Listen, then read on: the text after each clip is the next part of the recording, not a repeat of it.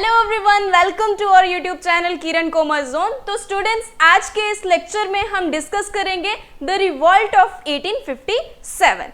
ठीक है, तो ये जो रिवॉल्ट हुआ था 1857, जिसे हम जो है 1857 का विद्रोह भी कहते हैं, तो ये क्यों हुआ था, इसके पीछे क्या रीजंस थे, क्यों ये रिवॉल्ट करने की जरूरत पड़ी, ठीक है, और क्या ये रिवॉल्ट जो था ये सक्सेसफुल रहा या नहीं रहा, वो आज के इस लेक्चर में हम क्या है वन बाय वन क्या करेंगे, कवर करेंगे। ठीक है, तो सबसे पहले हमारा आ जाता है क्या, रिवॉल्ट ऑफ 1857। तो रिवॉल्ट ऑफ 1857 को फर्स्ट वॉर ऑफ इंडिपेंडेंस के नाम से भी जाना जाता है। ठीक है, रिवॉल्ट ऑफ 1857 को फर्स्ट वॉर ऑफ इंडिपेंडेंस के नाम से भी जाना जाता है। क्यों? क्योंकि ये ब्रिटिश ईस्ट इंडिया कंपनी के खिलाफ लड़ी गई हमारे इंडियंस की तरफ से पहली लड़ाई थी, आप कह सकते हैं पहला रिवॉल्ट था। ठीक है, तो इसीलिए इसको जो है फर्स्ट वॉर ऑफ इंडिपेंडेंस के नाम से भी जाना जाता है। अब क्वेश्चन जो है वो इस तरीके से फ्रेम किया जाता है कि बताइए फर्स्ट वॉर ऑफ इंडिपेंडेंस कहने वाले जो पहले व्यक्ति थे उनका क्या नाम था। तो क्या नाम था उनका? उनका नाम था विनायक दामोदर सावरकर।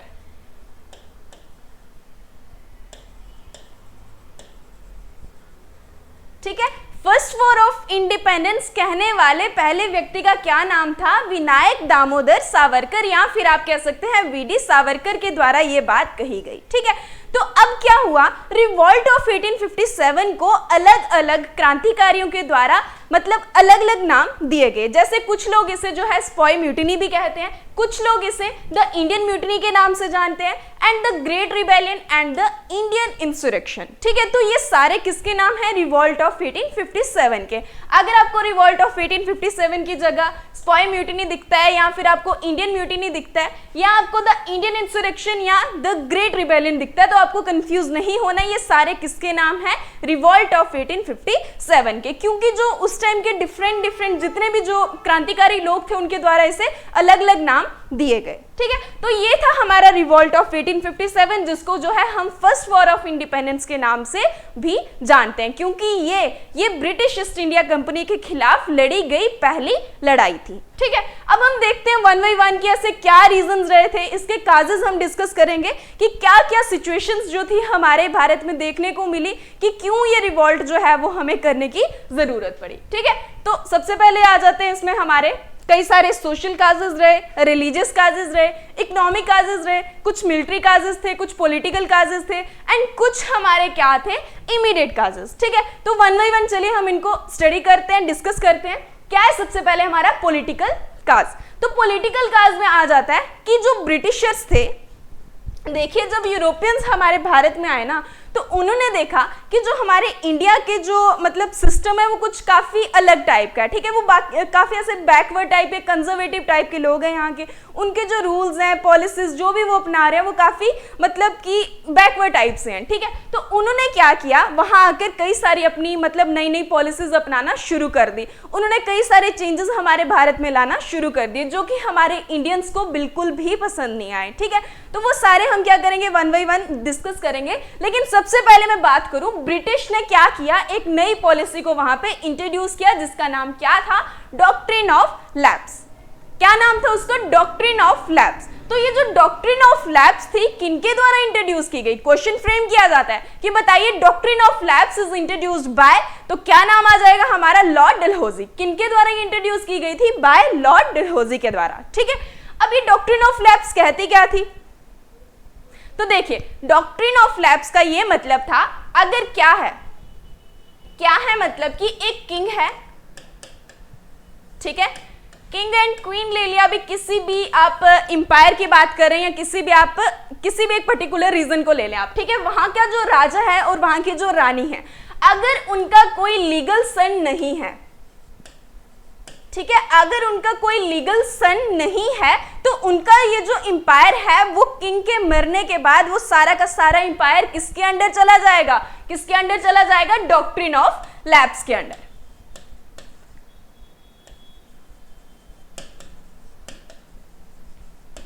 ठीक है, तो आप आपको इतना समझ आया कि क्या बोला मैंने? डॉक्ट्रिन ऑफ लैप्स क्या कहती है कि अगर किसी भी राजा का, रानी का कोई लीगल सन नहीं है तो उनका जो पूरा का पूरा एम्पायर है वो किसके अंडर चला जाएगा?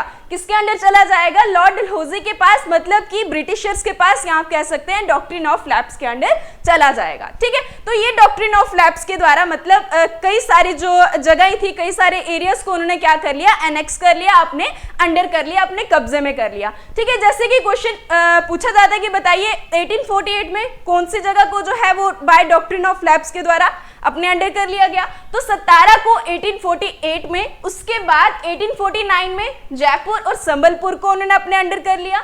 नेक्स्ट 1850 में उन्होंने भगत को, 1852 को उन्होंने उदयपुर को अपने अंडर कर लिया एंड 1853 में झांसी को एंड 1854 में उन्होंने नागपुर को अपने कब्जे में कर लिया। ठीक है, तो ये सारा उन्होंने कैसे किया? क्योंकि इनका कोई लीगल सन नहीं था। ठीक है, इन्होंने जैसे कि आप रानी लक्ष्मीबाई की एग्जांपल ले सकते हैं, तो रानी लक्ष्मीबाई का कोई लीगल सन नहीं था, कोई उनका उत्तराधिकारी नहीं था। उन्होंने जो अपना सन था वो अडॉप्ट किया था। ठीक है, और वो कहते थे कि क्या होना चाहिए कि मेरे मरने के बाद जो ये सारा एम्पायर है वो कौन संभालेगा? मेरा सन संभालेगा, मेरा बेटा संभालेगा। अब वो तो अडॉप्टेड था और डॉक्ट्रिन ऑफ लैप्स कहती थी कि जो ये सारा जो एम्पायर है वो किसको मिलेगा? अगर आपका कोई उत्तराधिकारी है, प्रॉपर उत्तराधिकारी, या आप कह सकते हैं कोई लीगल सन है, तो ये उसी को दिया जाएगा। अगर आप अडॉप्टेड सन की पॉलिसी यहाँ अपना रहे हैं तो उसे ये पूरा एम्पायर नहीं दिया जाएगा, बल्कि कुछ पर्सनल चीजें या वो सारी चीजें उन्हें दी जाएंगी, पर पूरा का पूरा जो राज्य है वो उन्हें नहीं दिया जाएगा। ठीक है, तो ये सारी पॉलिसी, मतलब इस पॉलिसी में कहा जाता है, और वन बाई वन वो क्या करते हैं? इन सब जगहों पे अपना कब्जा कर लेते हैं, इनको जो है एनेक्स कर लेते हैं। ठीक है, नेक्स्ट हमारा आ जाता है इसमें मिलिट्री काज। अब मिलिट्री काज क्या कहते हैं? इसमें सबसे पहले आ जाता है हमारा लो सैलरी। लो सैलरी से क्या मतलब है कि जब यूरोपियंस हमारे भारत में आए तो उन्होंने क्या किया? हमारे इंडियंस को भी अपनी आर्मी में शामिल करना शुरू कर दिया। अब उन्होंने क्या किया? जितना काम यूरोपियंस करते थे या ब्रिटिशर्स आर्मी करती थी उतना ही काम हमारे इंडियंस से वो करवा रहे थे, पर हो क्या रहा था? उन्हें वो कम सैलरी पे कर रहे थे।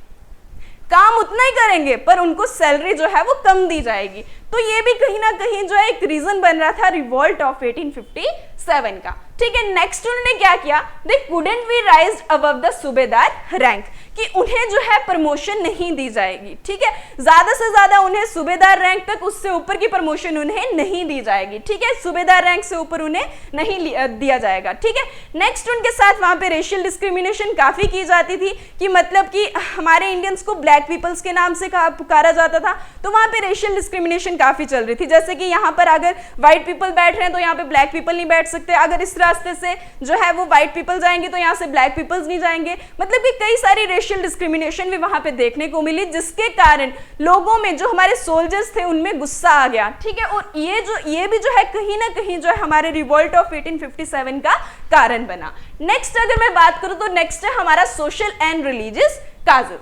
अब देखते हैं कि सोशल एंड रिलीजियस काजेस में से कौन सी चीजें हैं। तो फर्स्ट हमारा इसमें आ जाता है एबॉलिशन ऑफ सती प्रथा।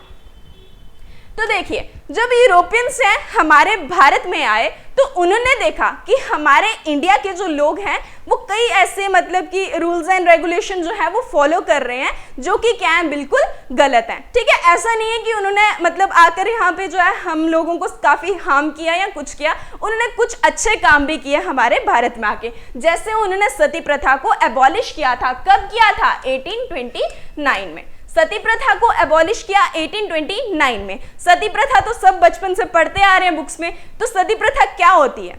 सती प्रथा होती है कि जब किसी के हस्बैंड की डेथ हो जाती है तो उसके मतलब उसी के साथ जो है उसकी वाइफ को उसकी चिता में जिंदा जला दिया जाता था। ठीक है, तो कुछ इस टाइप के जो बिलीफ्स थे हमारे इंडियंस के थे, वो मानते थे कि अगर किसी के हस्बैंड की डेथ हो जाए तो उसके साथ भी उसकी वाइफ को क्या कर दिया जाएगा? जिंदा जला दिया जाएगा। तो जब यूरोपियंस ने ये देखा, जब ब्रिटिशर्स वो हमारे भारत में आए तो उन्होंने देखा कि यार ये तो बहुत गलत बात है। अगर उसका हस्बैंड तो मर रहा है तो वो तो चलो जा रहा है, पर एक जिंदा स्त्री को क्यों जलाया जा रहा है? तो उन्होंने इसके खिलाफ उन्होंने बोला कि नहीं, ये तो बिल्कुल गलत बात है और हमें क्या करना चाहिए? इस सती प्रथा को सबसे पहले क्या करना चाहिए? एबॉलिश करना चाहिए, इसको खत्म करना चाहिए। तो 1829 में वो क्या करते हैं, सती प्रथा को एबॉलिश कर देते हैं। जब वो ये चीज एबॉलिश करते हैं तो जो हमारे भारतीय जो कि अपने मतलब कि रिलीजन को काफी मानते हैं, जिनको ऐसे लगता है कि अगर हम अपने इस मतलब इन चीजों को चेंज करेंगे तो एक ये हमारे लिए क्राइम बन जाएगा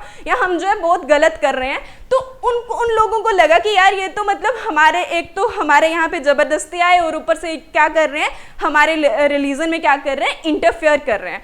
तो उन लोगों के अंदर ना एक गुस्सा सा आ गया, उन्होंने बोला कि नहीं ये चीज तो बिल्कुल गलत है।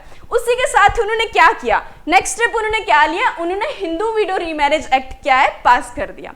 उन्होंने बोला एक तो जो है स्त्रियों को जिंदा ना जलाया जाए, इसलिए उन्होंने क्या किया, सती प्रथा को एबॉलिश कर दिया। और दूसरा उन्होंने बोला कि ठीक है अब स्त्रियों को नहीं जलाया जा रहा है, लेकिन स्त्रियों को क्या कर रहा है, एक इक्वालिटी से जीने का अधिकार नहीं दिया जा रहा है। अगर किसी के हस्बैंड की डेथ हो जाती है तो क्या किया जा रहा है, उसके लिए मतलब एक अलग ही रूटीन बना दी गई है, जैसे उसको अपने बाल कटवाने हैं या उसको जो वाइट ड्रेसेस डालनी है या उसको वो जो है कलरफुल नहीं डाल सकती, वो मेकअप नहीं कर सकती। तो इस तरीके की मतलब एक मेंटेलिटी बन गई थी सोसाइटी में कि वो लोग जो है मतलब उनको एक अलग से ट्रीट किया जाता था। ठीक है, तो इस चीज को जब उन्होंने देखा तो उन्होंने बोला कि ऐसा नहीं है, बल्कि उन स्त्रियों को भी पूरा अधिकार है जीने का। ठीक है, अगर वो चाहती हैं कि वो दोबारा से शादी करना चाहती हैं या वो दोबारा से कलरफुल पहनना चाहती हैं तो उनको पूरा अधिकार है, वो जी सकती हैं अपनी लाइफ को। तो इसलिए उन्होंने क्या किया, एक हिंदू विडो रीमैरिज एक्ट 1856 को पास कर दिया। ठीक है, तो ये भी जो है एक रीजन बना जिसमें उन लोगों ने देखा कि नहीं ये तो मतलब एक तो उन्होंने सती प्रथा को एबॉलिश किया तो चल हमने कुछ नहीं बोला, अब ये क्या कर रहे हैं, हिंदू विडो रीमैरिज एक्ट को पास कर रहे हैं, तो भाई ये तो मतलब बार बार हम लोगों को परेशान कर रहे हैं, हमारी जो रिलीजियस बिलीव्स हैं, हमारे रिलीजियस वैल्यूज को हर्ट कर रहे हैं, हमें परेशान कर रहे हैं। ठीक है, नेक्स्ट उन्होंने क्या किया, रिलीजियस डिसेबिलिटी एक्ट 1850 को पास कर दिया। ठीक है, इसी के साथ उन्होंने वुमेन्स के लिए कई सारी एजुकेशन स्कीम्स ला दी कि वुमेन्स को क्या है, एजुकेटेड होना बहुत जरूरी है।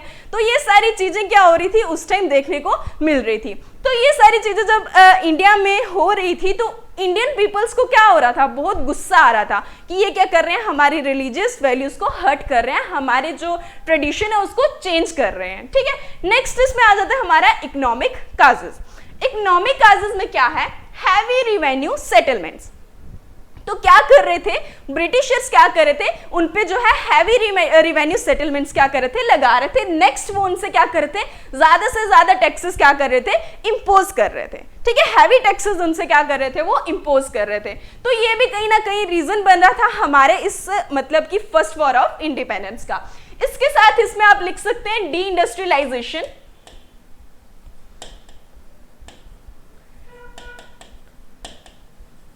डी इंडस्ट्रियलाइजेशन या फिर ड्रेन ऑफ वेल्थ।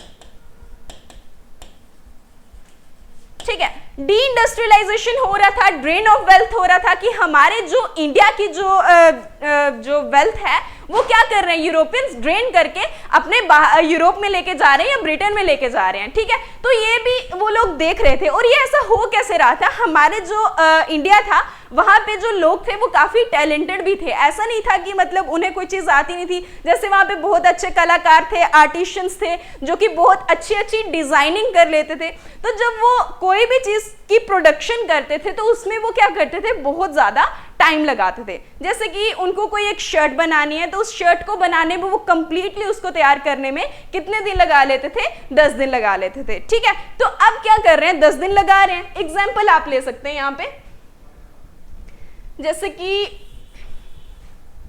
यहां पर आपको समझाती हूं। जैसे कि क्या है, ब्रिटिशर्स हैं। ठीक है, ब्रिटिशर्स क्या है, हमारे भारत में यहां पर है। तो इंडियंस पीपल क्या कर रहे हैं, किसी भी चीज की प्रोडक्शन कर रहे हैं। ठीक है, इंडियंस क्या कर रहे हैं, किसी भी चीज की प्रोडक्शन कर रहे हैं। तो अब उस चीज को खरीदेगा कौन, ब्रिटिशर्स खरीदेंगे। ठीक है, ब्रिटिशर्स क्या करेंगे, उस प्रोडक्ट को परचेज करेंगे और उसको परचेज करके फिर वो कहां बेचेंगे, वो कहां चले जाएंगे, ब्रिटेन में या इंग्लैंड, यूरोप, कहीं मतलब वहां पे जाके क्या करते हैं, अपनी उन चीजों को क्या करते हैं, सेल करते हैं। ठीक है, मतलब कि हमारे भारत से चीजें खरीद के कहां बेच रहे हैं, ब्रिटेन में जाके बेच रहे हैं। तो अब हो क्या रहा है कि वो हमारे इंडिया से चीजें वहां जाके बेच रहे हैं, लेकिन उस टाइम पीरियड में क्या हो रहा था, कई सारे इंडस्ट्रियल रेवोल्यूशन भी हो गया था, स्टीम इंजन की इन्वेंशन हो गई थी।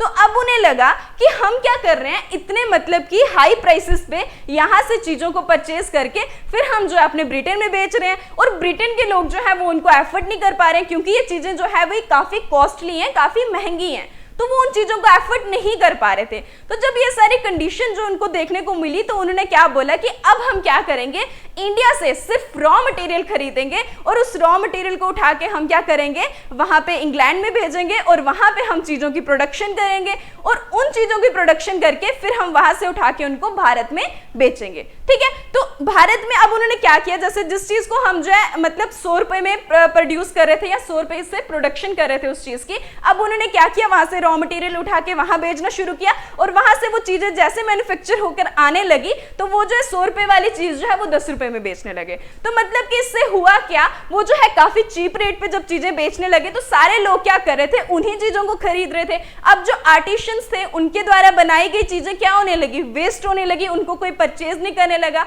उनकी जो ये काम था, तो ये तो अब तो वो अनएम्प्लॉयड हो गए, उनके पास कोई काम नहीं रहा, क्योंकि उनकी कोई चीजें नहीं खरीदेगा तो वो काम करके क्या करेंगे। तो ये भी जो है कहीं ना कहीं जो है रीजन बन गया हमारे रिवॉल्ट ऑफ 1857 का, क्योंकि जो हमारे आर्टिशियंस थे वो भी काफी इस चीज से तंग आ गए कि इन ब्रिटिशर्स ने क्या कर दिया, हमें काफी परेशान कर दिया, अब हमें कोई एक्शन लेना चाहिए। ठीक है, वैसे ही पीजेंट्स का बुरा हाल करके रखा था, उन पे जो है ज्यादा से ज्यादा रिवेन्यू सेटलमेंट्स, वैसे ही उनसे हाई टैक्सेस जो है वो इम्पोज किए जा रहे थे। अब वो हैवी टैक्सेस कहाँ से देते, अब वो लोन ले रहे थे, लोन लेकर वो क्या कर रहे थे, कैश क्रॉप्स उगा रहे थे, उनको जो है अपनी नेसेसिटीज को पूरा करने के लिए भी जो है प्रोडक्शन करने की इजाजत नहीं थी। उनसे कहा जाता था कि आप अपनी नीड्स वाली चीजें प्रोड्यूस ना करें, बल्कि आप वही चीजें की प्रोडक्शन करें जो कि क्या है, कैश क्रॉप्स हैं, जिनको आप क्या कर सकते हो, बेच सकते हो। ठीक है, तो ये सारे जो है कहीं ना कहीं रीजन बन रहे थे, जिनको हम क्या कहते हैं, इकोनॉमिक काजेस। नेक्स्ट जो है हमारा ये सबसे ज्यादा इंपॉर्टेंट काज हमारा रहता है, जो कि क्या है, इमीडिएट काज। तो ऐसे क्या रीजंस थे जिसके बाद जो है उनको लगा कि बस अब हम जो है इन ब्रिटिशर्स को या इस ईस्ट इंडिया कंपनी को बर्दाश्त नहीं कर सकते, अब हमें एक्शन लेना चाहिए, अब हमें रिवॉल्ट करना चाहिए। तो सबसे पहले क्या था, इंट्रोडक्शन ऑफ इनफील्ड राइफल।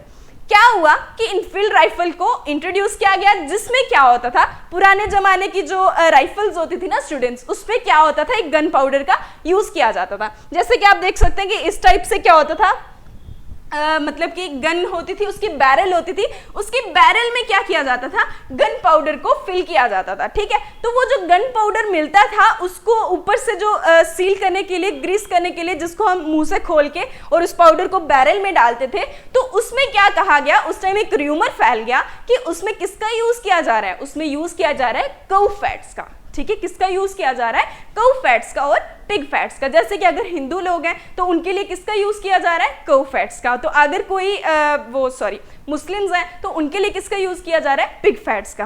अब देखिए, जो हमारे सोल्जर्स थे वो तो मतलब कि काफी अपने ट्रेडिशन को मानते थे, अपने ट्रेडिशन पे मतलब अपने जो ट्रेडिशन को लेकर काफी कट्टर थे। ठीक है, तो उन लोगों को क्या लगा, उन लोगों को लगा कि ये तो बिल्कुल गलत है, क्योंकि जब वो अपने मुंह से उस चीज को मतलब ग्रीस को हटा रहे हैं और उस पाउडर को क्या कर रहे हैं, बैरल में डाल रहे हैं, तो उनके लिए ये चीज मतलब काफी उनको गलत लगी। उन्होंने बोला कि नहीं, मतलब ये तो बहुत ही गलत बात है। अब हालांकि इस बात को जो है अभी तक आइडेंटिफाई नहीं किया गया, जस्टिफाई नहीं किया गया कि ऐसा रियलिटी में था, ये सिर्फ एक र्यूमर था। लेकिन उस टाइम पे जब ऐसी कोई बात फैल जाए तो उन लोगों के लिए तो ये काफी गलत होगी, तो इसलिए उन लोगों ने क्या किया, उन्होंने बोला कि नहीं, अब बहुत हो गया, अब हमें क्या करना चाहिए, एक एक्शन लेना चाहिए। ठीक है, दूसरी तरफ उन्हें क्या मिलने लगा कि जो उनको खाना मिलता था, आटा फ्लोर, उसमें किसका मिक्सचर होता था, बोन्स का मिक्सचर। उन्हें मतलब ऐसा र्यूमर फैल गया कि उसमें क्या किया जा रहा है, बोन्स की मिक्सचर को क्या किया जा रहा है, उसमें मिक्स किया जा रहा है। ठीक है,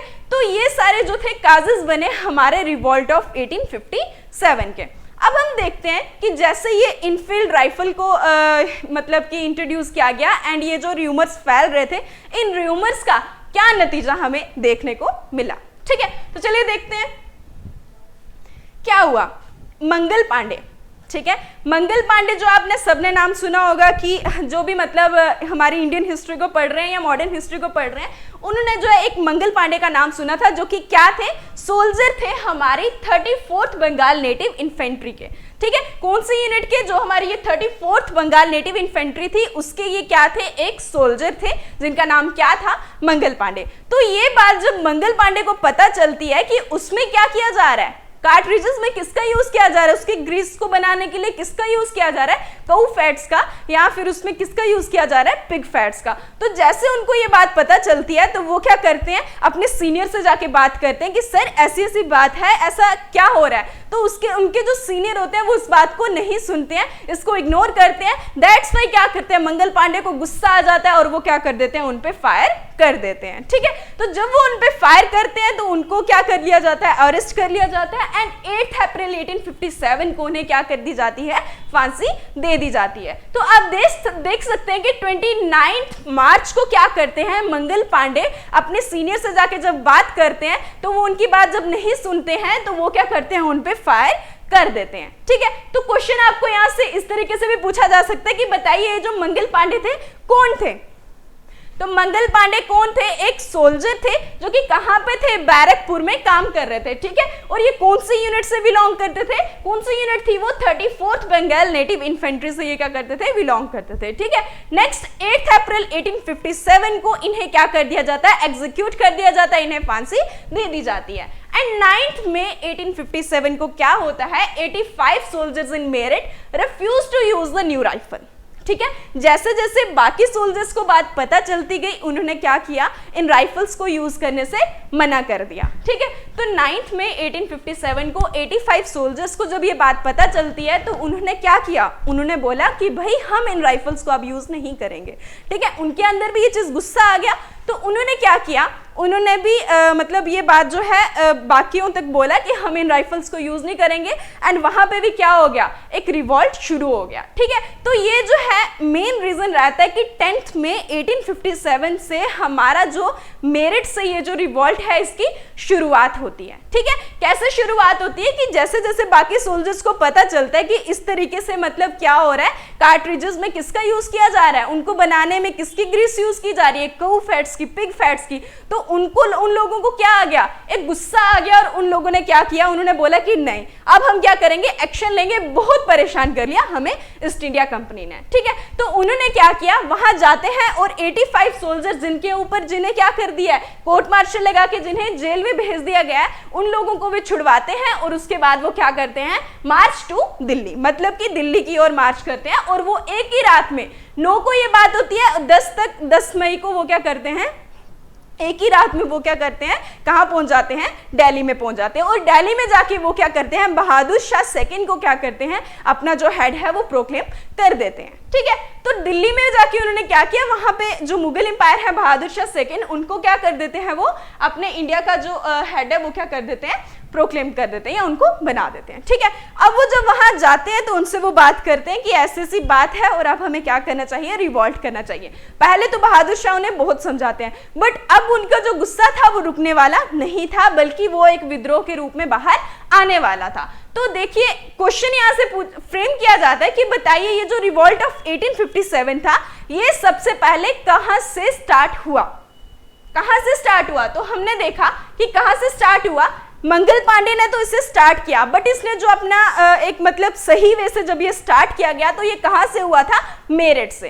ठीक है, कहां से हुआ था, मेरठ से। और कौन सी तारीख को, 9 मई 1857। तो अगर ये पूछा जाए कि बताइए फर्स्ट पर्सन जिन्होंने मतलब कि देखिए क्या होता है कि ये जो मंगल पांडे है ना, जब ये मतलब उन पे फायर कर देते हैं, अपने जो इनके सीनियर होते हैं उनके ऊपर जब फायर कर देते हैं तो इसी के बाद जो है लोगों को लगता है कि नहीं अगर मतलब ऐसा ही रहा, अगर हम चुप बैठे रहे तो हमारा जो है वो ये बुरा हाल कर देंगे, अब हमें क्या करना चाहिए, एक्शन लेना चाहिए। एंड मंगल पांडे के इस एक्शन के बाद ही ये जो रिवॉल्ट ऑफ 1857 है ये स्टार्ट होता है। तो इसीलिए इसकी जो डेट रहती है वो रहती है 9 मई 1857। ठीक है, कब ये रिवॉल्ट स्टार्ट हुआ था, 9 मई 1857। क्वेश्चन पूछा जाता है तो आपको ये डेट याद रखनी है। ठीक है, और कहां से स्टार्ट किया गया, सबसे पहले ये कहां से बिगिन हुआ था, मेरठ से। कहां से, मेरठ से।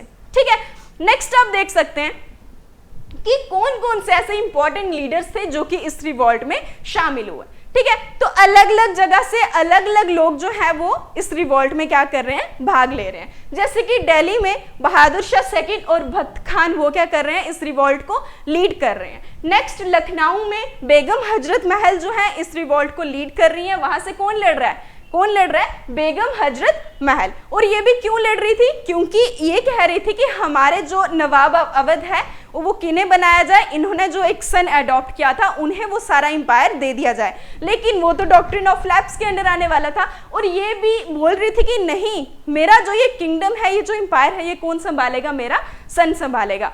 तो ये रीजन बन रहा था कि वो भी क्या करती हैं, इस रिवॉल्ट में उतर जाती हैं। देन कानपुर से जो है नाना साहेब, कानपुर से एक और पर्सन थे जो कि क्या कर रहे थे, इस रिवॉल्ट को लीड कर रहे थे। उनका क्या नाम था, तांत्या टोपे। ठीक है, तो कानपुर से एक और पर्सन थे, एक तो नाना साहेब थे, दूसरे थे तांत्या टोपे। ठीक है, झांसी एंड ग्वालियर में कौन लड़ रहा था, लक्ष्मी भाई एंड तांत्या टोपे। तांत्या टोपे का अगर क्वेश्चन आपको पूछा जाए कि वो कहां से लीड कर रहे थे या कहां से लड़ रहे थे, तो वो कहां से थे, कानपुर से थे। लेकिन वो क्या करते हैं, ग्वालियर में जाके जो है रानी लक्ष्मी बाई को ज्वाइन करते हैं बाद में। तो इसलिए जो है ग्वालियर की अगर जब बात आए तो वहां पे लक्ष्मी भाई और तांत्या टोपे दोनों लड़ रहे थे। ठीक है, नेक्स्ट बरेली में कौन थे, खान बहादुर खान। ठीक है, तो कौन थे, खान बहादुर खान। इलाहाबाद और बनारस से मौलवी लियाकत अली एंड बिहार से कौन लीड कर रहे थे, कुंवर सिंह। ठीक है, तो ये एक लिस्ट बनाई हुई है, तो आप यहाँ से ये सारे इंपॉर्टेंट लिखे हुए हैं, तो आप ये नोट आउट कर सकते हैं कि कौन सी जगह से कौन जो है इस रिवॉल्ट ऑफ 1857 को लीड कर रहा था।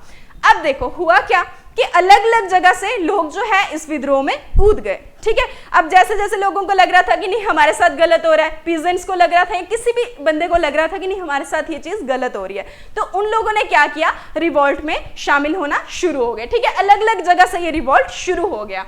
तो अब इस चीज को सप्रेस करने के लिए ब्रिटिशर्स आर्मी ने क्या किया, अपने सोल्जर्स को भेजना शुरू कर दिया। अब अलग अलग जगह पे जिधर ये रिवॉल्ट हो रहा था वहां पे उन्होंने क्या किया, अपने लोगों को भेजा और उन्हें कहा कि जाइए और इस रिवॉल्ट को क्या करिए, शांत करिए, इस विद्रोह की आग को क्या करिए, जाके बुझाइए। ठीक है, तो दिल्ली में जाके जो पर्सन सप्रेस करते हैं उनका क्या नाम है, जॉन निकलसन। तो क्वेश्चन इस तरीके से भी आ सकते कि बताइए कि दिल्ली में जब ये रिवॉल्ट ऑफ 1857 चल रहा था तो उसको किसके द्वारा सप्रेस किया गया, तो किनके द्वारा उस चीज को सप्रेस किया गया, जॉन निकलसन। ठीक है, वैसे ही लखनऊ में जिधर बेगम हजरत महल जो है वो लड़ रही थी, वहां पे उस चीज को किसने सप्रेस किया, हेनरी लॉरेंस ने। ठीक है, कानपुर में जिधर से नाना साहेब तांत्या टोपे लड़ रहे थे वहां पे जाकर किसने सप्रेस किया, सर कॉलिन कैंपबेल ने। ठीक है, झांसी और ग्वालियर में किन्होंने किया, ये तो सब बच्चे जानते हैं कि लास्ट में जैसे कि हम रानी लक्ष्मीबाई की जब पूरी स्टोरी पढ़ते हैं तो हमने देखा था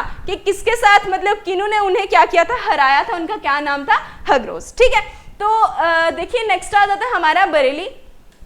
बरेली में जिधर से खान बहादुर खान जो है वो लीड कर रहे हैं, तो उनको जो है सप्रेस करने के लिए किसे भेजा जाता है, सर कॉलिन कैंपबेल को। ठीक है, इलाहाबाद और बनारस में किन्हें भेजा जाता है, कॉलिन ऑन्सेल को। ठीक है, तो ये सारे जो है हमारे इंपॉर्टेंट रहते हैं कि कौन सी जगह से कौन सा लीडर जो है वो लीड कर रहा है, रिवॉल्ट कर रहा है, और किस पर्सन को उस जगह पे भेजा गया ताकि वो उस रिवॉल्ट को क्या कर सके, इस रिवॉल्ट की आग को बुझा सके, इसको सप्रेस कर सके। ठीक है, तो ये सारा हमारे क्या रहता है, इंपॉर्टेंट रहता है। आपको ये सारा टेबल क्या होना चाहिए, लर्न होना चाहिए। ठीक है, आप यहाँ से इसका स्क्रीनशॉट भी ले सकते हैं। नेक्स्ट है हमारा काजेज ऑफ फेलियर। अब रिवॉल्ट ऑफ 1857 तो स्टार्ट हो गया था। ठीक है, अब ब्रिटिशर्स ने उस चीज को खत्म करने के लिए, उस चीज को सप्रेस करने के लिए अपने लोगों को भी भेज दिया और अलग अलग जगह पे क्या हो रहा है उसकी सप्रेशन कर दी गई। ठीक है, सप्रेशन कर दी गई और ये जो हमारा रिवॉल्ट ऑफ 1857 क्या रहता है, अनसक्सेसफुल रहता है। जैसे कि वीडियो की स्टार्टिंग में मैंने आपसे बोला था कि ये जो रिवॉल्ट ऑफ 1857 है क्यों हो रहा है, इसके पीछे क्या रीजंस हैं और क्या ये सक्सेसफुल रहता है कि नहीं रहता है। तो जब ये सक्सेसफुल की बात आ जाती है तो ये जो रिवॉल्ट ऑफ 1857 था स्टूडेंट्स, ये हमारा अनसक्सेसफुल रहता है। और उस अनसक्सेसफुल रहने के पीछे क्या रीजंस थे, सबसे पहला रीजन हमारा आ जाता है कोई भी यूनिटी नहीं है, ठीक है, अलग अलग जगह से रिवॉल्ट हो रहा है, इन लोगों में कोई यूनिटी नहीं है, यही एक कारण रहा कि जिसके कारण ये रिवॉल्ट ऑफ 1857 हमारा मतलब अनसक्सेसफुल रहा। दूसरा रीजन रहता है हमारा लैक ऑफ लीडरशिप, इसमें कोई प्रॉपर लीडरशिप नहीं थी कि कोई एक पर्सन जो क्या कर रहा है मतलब कि लोगों को लीड कर रहा है या उनको बता रहा है कि हमें इस तरीके से रिवॉल्ट करना चाहिए या हमारा एक प्रॉपर मोटिव होना चाहिए, कोई भी मतलब प्रॉपर जो लीडरशिप इसमें देखने को नहीं मिलती है, अलग अलग जगह से अलग अलग लोग जो है वो रिवॉल्ट कर रहे हैं, ठीक है, नॉट प्रॉपरली ऑर्गेनाइज, और इसको जो है पूरे प्रॉपर वे से ऑर्गेनाइज नहीं किया जा रहा है। जैसे जैसे लोगों को पता चलता गया कि मंगल पांडे ने मतलब इस टाइप का एक्शन ले लिया और अब हमें भी क्या करना चाहिए, रिवॉल्ट शुरू करना चाहिए या मतलब अब तो मतलब बहुत हद होगी, अब हम नहीं रुकेंगे, तो जैसे जैसे मतलब कि ये थर्ड नेटिव कैवेलरी ने मेरठ से ये चीज़ स्टार्ट की, इस विद्रोह को स्टार्ट किया, जैसे जैसे वो दिल्ली की तरफ गए, दिल्ली में विद्रोह शुरू हो गया, फिर लखनऊ में शुरू हो गया, फिर झांसी में, इस तरीके से मतलब अलग अलग प्लेसेस पे जो है ये रिवॉल्ट शुरू हो जाता है। तो इसको जो है कोई प्रॉपर वे से ऑर्गेनाइज नहीं किया गया, इसमें जो है कोई प्रॉपर लीडरशिप नहीं देखने को मिली, कोई यूनिटी देखने को नहीं मिली, ठीक है। और लास्ट हमारा इसमें आ जाता है कि Britishers had better resources than Indian kings, कि जो हमारे ब्रिटिशर्स थे उनके पास अच्छे रिसोर्सेज थे एज कंपेयर टू हमारे इंडियन किंग्स के अकॉर्डिंग, ठीक है। तो ये सारे रीजंस थे जिसके कारण ये जो हमारा रिवॉल्ट ऑफ 1857 था ये क्या रहता है, अनसक्सेसफुल रहता है, ठीक है। अब क्वेश्चन पूछा जा सकता है कि बताइए ये जो पूरा रिवॉल्ट ऑफ 1857 हुआ इसका जो मेन सिंबल था वो क्या रखा गया था, इसका जो सिंबल रखा गया था वो क्या था, कमल और रोटी, ठीक है। तो आपको ये भी याद होना चाहिए कि इस विद्रोह में जो सिंबल रखा गया था वो क्या था, कमल और रोटी। नेक्स्ट है हमारा, अब ये रिवॉल्ट ऑफ 1857 जब ये खत्म होता है तो इसके क्या रिजल्ट हमें देखने को मिलते हैं, तो इसके क्या रिजल्ट हमें देखने को मिलते हैं। फर्स्ट आ जाता है हमारा कि the act abolish East India company rule and transfer power to British crown.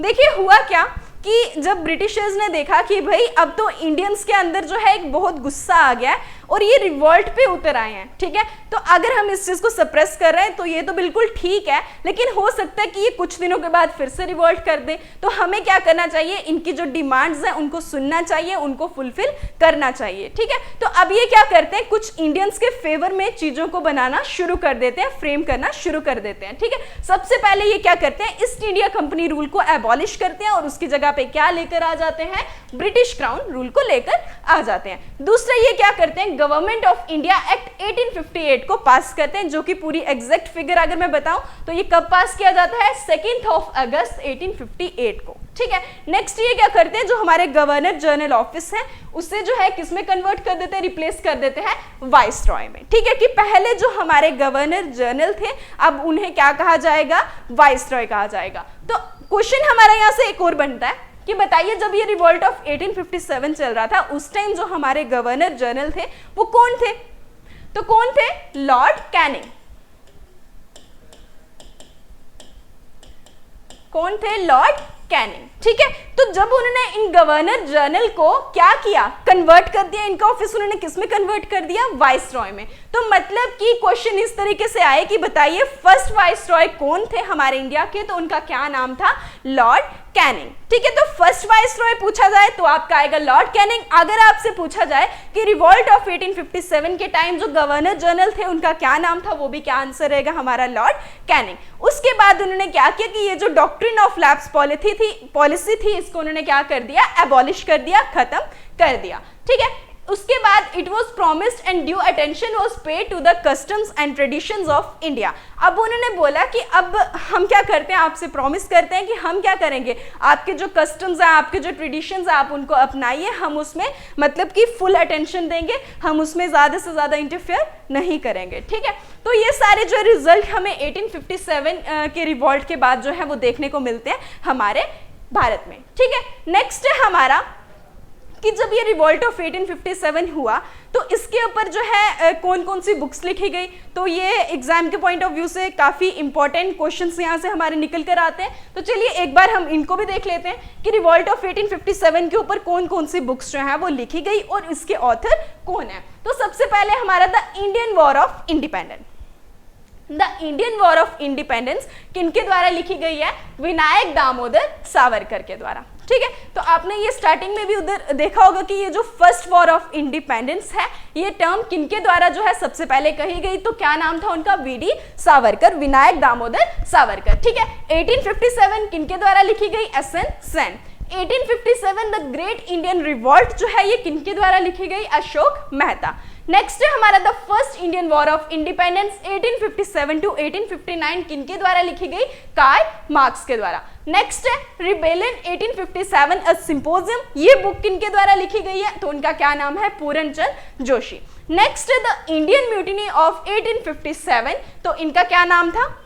कौन थे ऑथर इनके? George Bruce Malleson. वैसे ही great mutiny, cause of Indian revolt, आप यहाँ से स्क्रीनशॉट लेके इनको जो है नोट डाउन कर सकते हैं कि कौन सी बुक्स जो है वो रिवॉल्ट ऑफ 1857 के ऊपर लिखी गई और उनके ऑथर कौन रहे। ठीक है, तो ये था हमारा आज का जो लेक्चर था जिसमें हमने देखा कि ये रिवॉल्ट ऑफ 1857 क्यों हुआ, इसके पीछे क्या रीजंस रहे और क्या ये सक्सेसफुल रहा, नहीं रहा, और इसका रिजल्ट क्या देखने को मिला, वो सारी चीजें आज के हमने इस लेक्चर में डिस्कस की। अब हमारा जो नेक्स्ट लेक्चर रहेगा उसमें हम देखेंगे रिवॉल्ट ऑफ 1857 के ऊपर जो भी हमारे एमसीक्यूज निकल कर आते हैं या एमसीक्यूज हमारे इंपॉर्टेंट रहते हैं, वो सारे हम क्या करेंगे? अपने नेक्स्ट वीडियो में डिस्कस करेंगे। तो थैंक यू स्टूडेंट्स, मिलते हैं हम अपनी नेक्स्ट वीडियो में।